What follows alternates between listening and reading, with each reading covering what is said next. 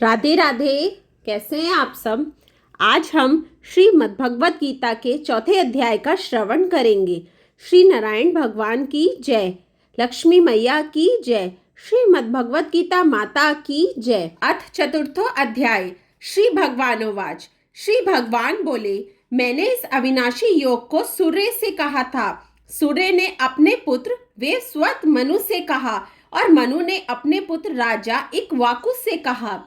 हे परम तप अर्जुन, इस प्रकार परंपरा से प्राप्त इस योग को राजर्षियों ने जाना, किंतु उसके बाद वह योग बहुत काल से इस पृथ्वी लोक में लुप्त प्राय हो गया। तू मेरा भक्त और प्रिय सखा है, इसलिए वही यह पुरातन योग आज मैंने तुझको कहा है, क्योंकि यह बड़ा ही उत्तम रहस्य है, अर्थात गुप्त रखने योग्य विषय है। अर्जुन उवाच। अर्जुन बोले, आपका जन्म तो अर्वाचीन अभी हाल का है और सूर्य का जन्म बहुत पुराना है, अर्थात कल्प के आदि में हो चुका था। तब मैं इस बात को कैसे समझूं कि आप ही ने कल्प के आदि में सूर्य से यह योग कहा था। श्री भगवानोवाच। श्री भगवान बोले, हे परम तप अर्जुन, मेरे और तेरे बहुत से जन्म हो चुके हैं, उन सबको तू नहीं जानता, किंतु मैं जानता हूँ। मैं अजन्मा और अविनाशी स्वरूप होते हुए भी तथा समस्त प्राणियों का ईश्वर होते हुए भी अपनी प्रकृति को अधीन करके अपनी योग माया से प्रकट होता हूँ।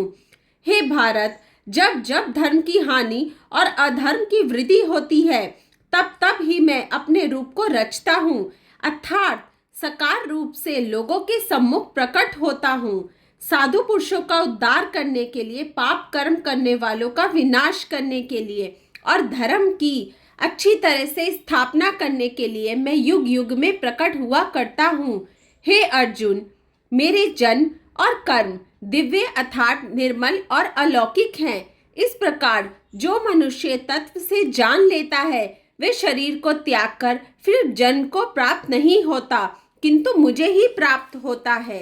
पहले भी जिनके राग, भय और क्रोध सर्वथा नष्ट हो गए थे और जो मुझ में अनन्य प्रेम पूर्वक स्थित रहते थे, ऐसे मेरे आश्रित रहने वाले बहुत से भक्त उपयुक्त ज्ञान रूप तप से पवित्र होकर मेरे स्वरूप को प्राप्त हो चुके हैं।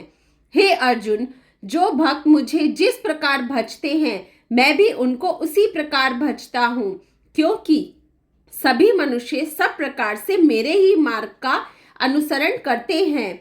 इस मनुष्य लोक में कर्मों के फल को चाहने वाले लोग देवताओं का पूजन किया करते हैं, क्योंकि उनको कर्मों से उत्पन्न होने वाली सिद्धि शीघ्र मिल जाती है। ब्राह्मण, क्षत्रिय, वैश्य और शूद्र, इन चार वर्णों का समूह गुण और कर्मों के विभाग पूर्वक मेरे द्वारा रचा गया है। इस प्रकार उस सृष्टि रचनादि कर्म का कर्ता होने पर भी मुझ अविनाशी परमेश्वर को तू वास्तव में अकर्ता ही जान। कर्मों के फल में मेरी स्पृहा नहीं है, इसलिए मुझे कर्म लिप्त नहीं करते। इस प्रकार जो मुझे तत्व से जान लेता है, वह भी कर्मों से नहीं बंधता। पूर्व काल में मुमुक्षुओं ने इस प्रकार जानकर ही कर्म किए हैं, इसलिए तू भी पूर्वजों द्वारा सदा ही किए जाने वाले कर्मों को ही कर। कर्म क्या है और अकर्म क्या है, इस प्रकार इसका निर्णय करने में बुद्धिमान पुरुष भी मोहित हो जाते हैं। इसलिए वह कर्म तत्व मैं तुझे भली भांति समझाकर कहूंगा, जिसे जानकर तू अशुभ से अर्थात कर्म बंधन से मुक्त हो जाएगा। कर्म का स्वरूप भी जानना चाहिए और अकर्म का स्वरूप भी जानना चाहिए तथा विक्रम का स्वरूप भी जानना चाहिए, क्योंकि कर्म की गति गहन है। जो मनुष्य कर्म में अकर्म देखता है और जो अकर्म में कर्म देखता है, वह मनुष्यों में बुद्धिमान है और वह योगी समस्त कर्मों को करने वाला है, जिसके संपूर्ण शास्त्र सम्मत कर्म बिना कामना और संकल्प के होते हैं तथा जिसके समस्त कर्म ज्ञान रूप अग्नि के द्वारा भस्म हो गए हैं, उस महापुरुष को ज्ञानी जन भी पंडित कहते हैं। जो पुरुष समस्त कर्मों में और उनके फल में आसक्ति का स्वथा त्याग करके संसार के आश्रय से रहित हो गया है और परमात्मा में नित्य तृप्त है, वह कर्मों में भली भांति बरतता हुआ भी वास्तव में कुछ भी नहीं करता, जिसका अंतःकरण और इंद्रियों के सहित शरीर जीता हुआ है और जिसने समस्त भोगों की सामग्री का परित्याग कर दिया है। ऐसे आशा रहित पुरुष केवल शरीर संबंधी कर्म करता हुआ भी पापों को नहीं प्राप्त होता।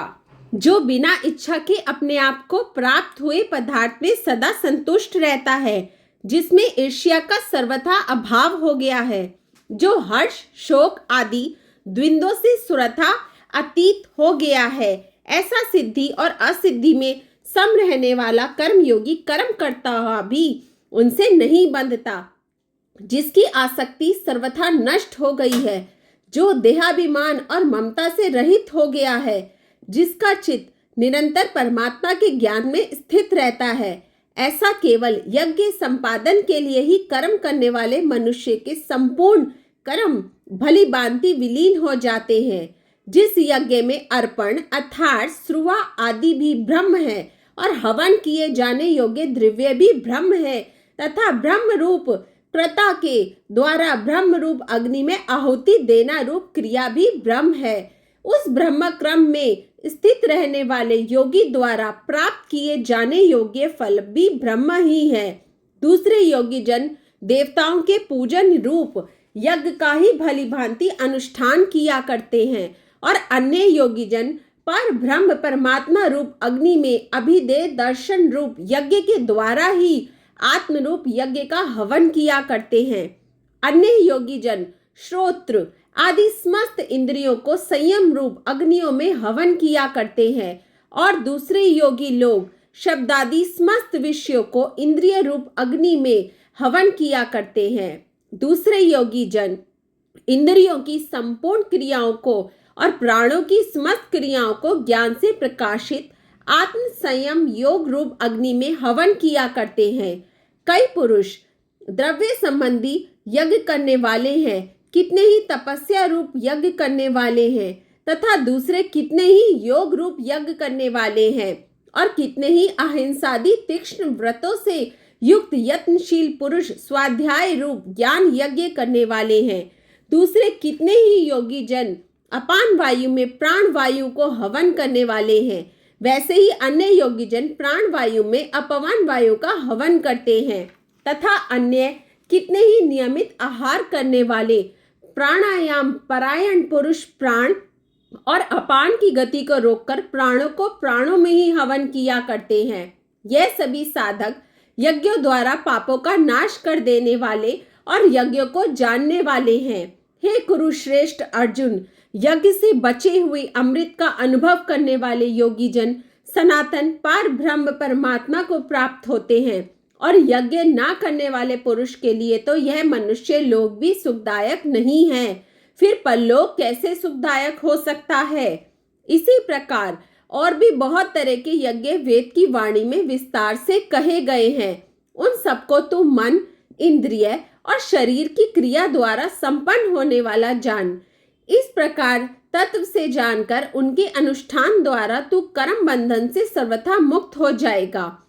हे परंतप अर्जुन, द्रव्य में यज्ञ की उपेक्षा ज्ञान यज्ञ अत्यंत श्रेष्ठ है तथा यावना मात्र संपूर्ण कर्म ज्ञान में समाप्त हो जाते हैं।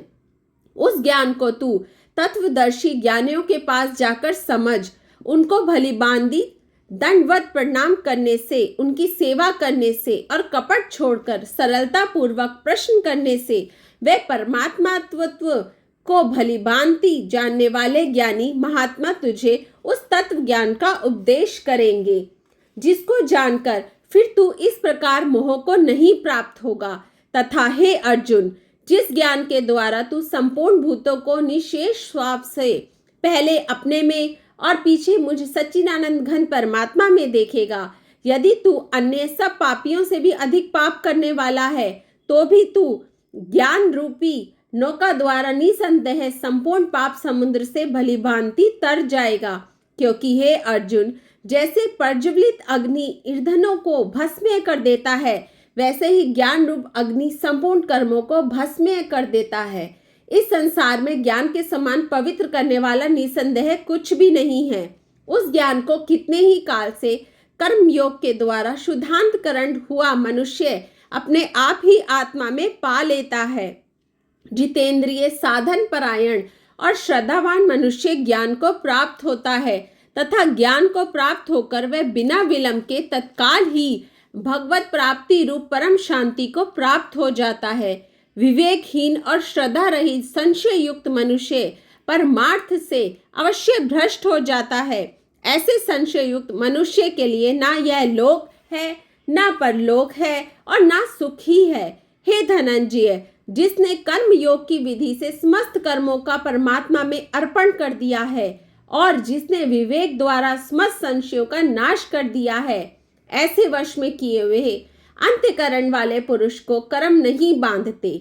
इसलिए हे भरतवंशी अर्जुन, तू हृदय में स्थित इस अज्ञान जनित अपने संशय का विवेक ज्ञान रूप तलवार द्वारा छेदन करके स्मत्वत रूप कर्मयोग में स्थित हो जा और युद्ध के लिए खड़ा हो जा।